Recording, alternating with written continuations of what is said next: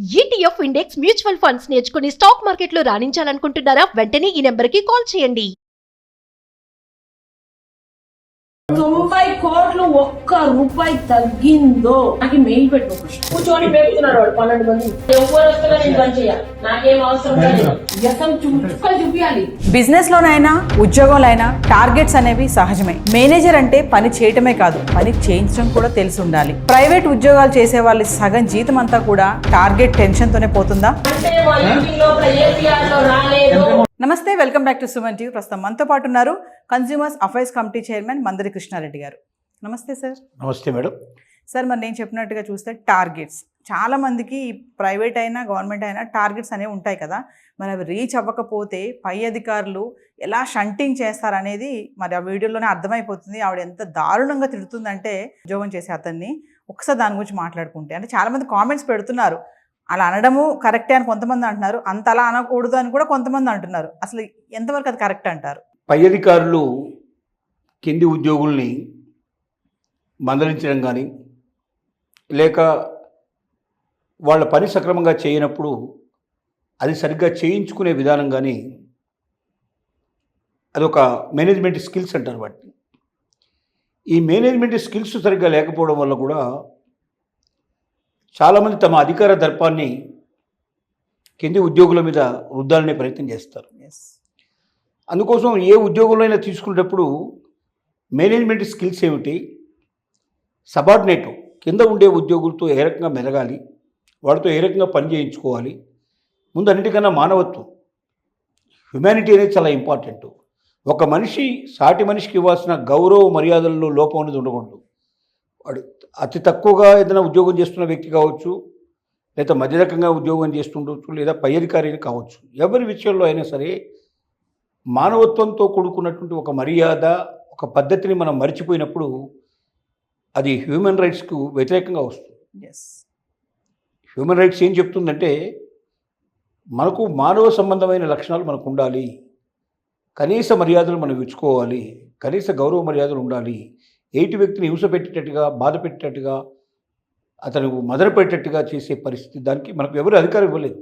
నీకు ఉద్యోగంలో ఓ టార్గెట్ పెట్టు, ఆ టార్గెట్ కరెక్ట్గా రీచ్ కాకపోతే నువ్వు తీసే, లేదా రకరకాల చర్యలు తీసుకోవచ్చు. దాంట్లో జీతం తగ్గించవచ్చు, ఇంక్రిమెంట్ తగ్గించవచ్చు, బోనస్ తగ్గించవచ్చు, రకరకాల పద్ధతులు చేయొచ్చు. అంతేగాని వ్యక్తిని బూతులు తిట్టడం కానీ, అమర్యాదగా ప్రవర్తించడం కానీ, అసహ్యంగా మాట్లాడడం కానీ ఇది ఎప్పుడూ ఉండకూడదు. అంటే అవతల తనకు కూడా ప్రెషర్ ఉంటుంది పైనుంచి అని కొంతమంది అంటున్నారు. ప్రెషర్ ఉండడం తప్పు కాదు, తన మీద కూడా అధికారులు ఏ రకంగా ఉండాలి. ఒక టార్గెట్ ఆవిడ మీద పెట్టారు, టార్గెట్ రీచ్ చేయడానికి కొంతమంది పెట్టుకుంది, సెలెక్ట్ చేసుకునేటప్పుడే కరెక్ట్ పర్సన్ సెలెక్ట్ చేసుకోవాలి. ఎక్కడ వీళ్ళు ప్రపోజ్ చేస్తారంటే ఆ ఉద్యోగానికి వచ్చేవాళ్ళే తక్కువ ఉంటారు. ఎందుకంటే వాళ్ళకి తెలుసు ఈ టార్గెట్ రీచ్ కావడం చాలా కష్టం. ఏదో ఇన్సూరెన్స్ అంటారు, 100 ఇన్సూరెన్స్ కంపెనీలు ఉన్నాయి. ఇన్సూరెన్స్ కంపెనీలు చేస్తున్న మోసాలు ఏమిటో పబ్లిక్ అందరికీ తెలుసు. ఇన్సూరెన్స్ చేయించినప్పుడు ఎంత జాగ్రత్తగా చేయిస్తారు. రెండోది, 20 పేజీలు 30 పేజీలు మనం ముందర పెట్టేసి సంతకాలు పెట్టమంటారు. ఈ పేజీల్లో ఏముందో మనకు తెలియదు, మనం గబగబా సంతకాలు పెట్టేస్తాం. ఆ తర్వాత యాక్చువల్గా ఇన్సూరెన్స్ మనం క్లెయిమ్ చేసేటప్పుడు మనం అనుకున్నట్టు పత్రం రాదు. ఈ లోపం ఉంది, ఈ లోపం ఉంది, ఈ లోపం ఉంది కాబట్టి నీకు ఇవ్వడం లేదని చెప్పి ఎగ్గొట్టే ప్రయత్నం చేస్తారు. ఇవన్నీ పబ్లిక్ తెలిసిన తర్వాత చేరేవాళ్ళ సంఖ్య తగ్గిపోతుంది. దాంట్లో చాలా ముఖ్యమైనవి, మొదటి నుంచి ఉన్నటువంటి పేరు పొందినటువంటి సంస్థలకి ఎక్కువ ఇంపార్టెన్స్ ఇస్తారు తప్ప ఇప్పుడు కొత్తగా వచ్చిన సంస్థలు చేయడానికి ప్రయత్నం చాలా తక్కువ మంది చేస్తారు. కానీ వాళ్ళకు టార్గెట్ ఉంటుంది, ఆ టార్గెట్ ప్రకారం ఇంతమంది చేర్చారంటారు. వాళ్ళు ప్రయత్నిస్తారు, ప్రయత్నం విఫలమైపోతుంది. విఫలమైనప్పుడు ఏం చేయగలుగుతారు? వాళ్ళకి శక్తివంతం లేకుండా వాళ్ళు ప్రయత్నం చేశారు, వాళ్ళు విఫలమయ్యారు. జాబన్నా వదిలిపెట్టి వెళ్ళిపోవాలి వాళ్ళు, అంతకన్నా ఇంకొక మార్గం లేదు. మరి అలాంటప్పుడు వాళ్ళతో పని చేయించుకోవాలన్నప్పుడు బండబూతులు తిట్టడానికి నీకు ఏం అధికారం ఉంది? నువ్వు చెప్పడమే, చెప్పాల్సిన పత్రం చెప్పడమే. ఇది ఒక లాస్ట్ వార్నింగ్ ఇస్తున్నాను. ఒక వార్నింగ్ 2 వార్నింగ్లు ఇవ్వాలి. 2 వార్నింగ్లు ఇవ్వడంలో కూడా ఎట్లా, నువ్వు నీ టార్గెట్ రీచ్ కాలేదు కాబట్టి, టార్గెట్ రీచ్ రాకపోతే మేము నిన్ను తీసేయాల్సిన పరిస్థితి ఏర్పడుతుంది, కొత్త వాళ్ళని నియమించుకోవాల్సిన పరిస్థితి ఏర్పడుతుంది. కాబట్టి జాగ్రత్తగా చూసుకో, ఈ నెల కూడా నువ్వు ఫెయిల్ అయితే ఆటోమేటిక్గా తీసేస్తారు. కానీ ఇలా బూతులు తిట్టడం, ఈ రకంగా మనిషిని తక్కువ చేసి మాట్లాడడం మనిషిని డిప్రెషన్లోకి నెట్టేస్తుంది.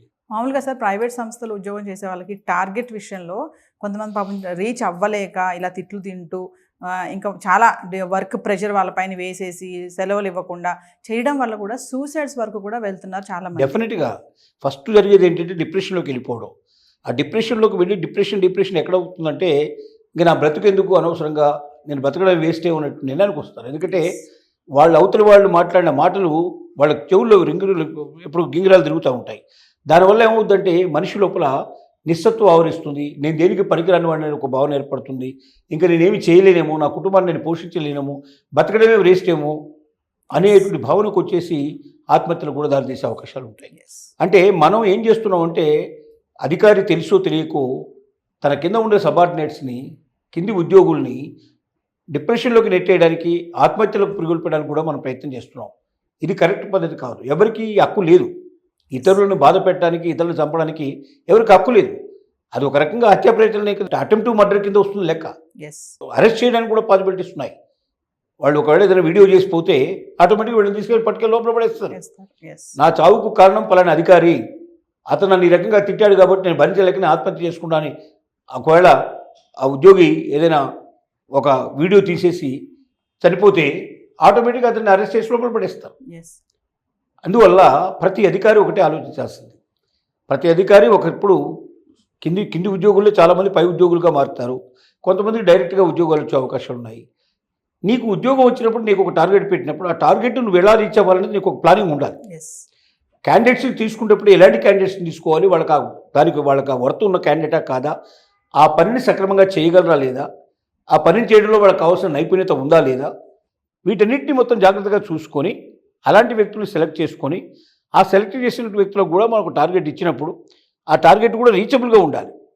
మనం మొయ్యలేని బరువును తీసుకొచ్చి వాడి మీద పెడితే వాడు కూడా ఏం చేయగలుగుతాడు, మార్కెట్ పొజిషన్ ఏమిటి, ఎంత కాంపిటీషన్ ఉంది, ఆ కాంపిటీషన్లో వాళ్ళు ఎంత చేయగలుగుతారు, ఆ చేసే దాంట్లో మ్యాక్సిమం మనం ఎక్స్పెక్ట్ చేసే ప్రయత్నం చేయాలి తప్ప మొయ్యలేని బరువు మీద పెట్టేసి నువ్వు ఖచ్చితంగా చేస్తావా అనే పరిస్థితి తీసుకురాకూడదు.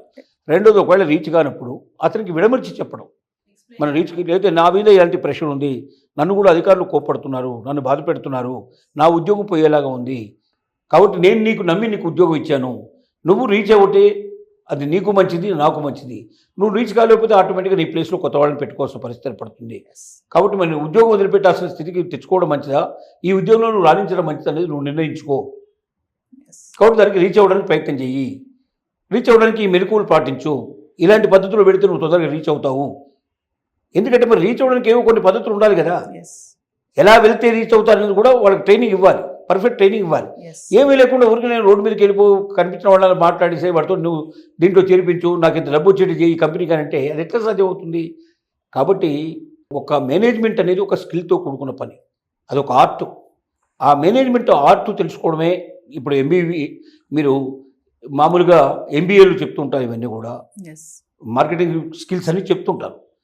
కాబట్టి మరి వాళ్ళకేమో చాలామంది మేనేజ్మెంట్ లోపల ఇలాంటివి ఏవి నేర్చుకోరు, ఏ రకమైన ట్రైనింగ్స్ తీసుకోరు. వాళ్ళు డైరెక్ట్గా మేనేజ్మెంట్ వచ్చేస్తారు. వాళ్ళు డబ్బు ఉంది కాబట్టి కంపెనీ పెడతారు, పెట్టి కింది వాళ్ళని అపాయింట్ చేసుకుంటారు. ఆ అపాయింట్ చేసుకునేవాడు కల్లా వాడన్నా కనీసం ట్రైనింగ్ తీసుకున్నవాడా, గతంలో ట్రైనింగ్స్ ఉన్నాయో ఇది తెలియదు. ఓకే, డైరెక్ట్గా అపాయింట్ చేసుకుంటారు. వాడి మీద ఇంత టార్గెట్ పెట్టేస్తారు. నువ్వు ఎంతమందిని అపాయింట్ చేస్తావు చేసుకో, ఇంతమంది నువ్వు ఈ రకంగా నేను నా పరిధి ఇంత, నేను ఇంత అమౌంట్ ఇవ్వగలుగుతాను, దాంట్లో నువ్వు సాధించాల్సింది ఎంత అని చెప్పేస్తారు. అంటే ఇవన్నీ ఏంటంటే పూర్తిగా దానికి ఉన్న టెక్నిక్స్ కానీ స్కిల్స్ కానీ లేకుండా రా పీపుల్ వీళ్ళంతా. అంటే వీళ్ళకి డబ్బు సంపాదించడం ఒకటే లక్ష్యం తప్ప మనుషులతో ఎలా మెలగాలో, మానవత్వం విలువలు ఏమిటో, ఇతరులకు ఎలాంటి గౌరవ మర్యాదలు ఇవ్వాలో, ఎంత కింద పనిచేసే మనిషి అయినా వాడు ఒక మనిషే కదా, అతనికి కూడా ఒక మనసు ఉంటుంది కదా, అతనికి కూడా ఒక గౌరవం ఉంటుంది కదా, అతనికి కూడా పిల్లలు తల్లి భార్యలు అంతా ఉంటారు కదా, వాళ్ళ దృష్టిలో కూడా చెడుగా కూడా ఉండాలి కదా. కాబట్టి ప్రతి వ్యక్తి తెలుసుకోవాల్సిన విషయం అంటే ఇతరుల వెర్ల మనం చేసేటువంటి ఎప్పుడు కూడా రారా పోరాని కానీ, బూతులు తిట్టడం కానీ, అమర్యాదగా ప్రవర్తించడం కానీ, ఇవన్నీ కూడా అసభ్యమైన పరిస్థితి. ఇది చేయకూడదు. చట్ట ప్రకారం కూడా వాళ్ళకి హక్కు లేదు, ఇతరులు బాధించేందుకు హక్కు లేదు. ఇది తెలుసుకోవాలి. కాబట్టి టార్గెట్ ఫిక్స్ చేసేటప్పుడే ఆ టార్గెట్ రీచబులా కాదా అనేది తెలుసుకోవాలి.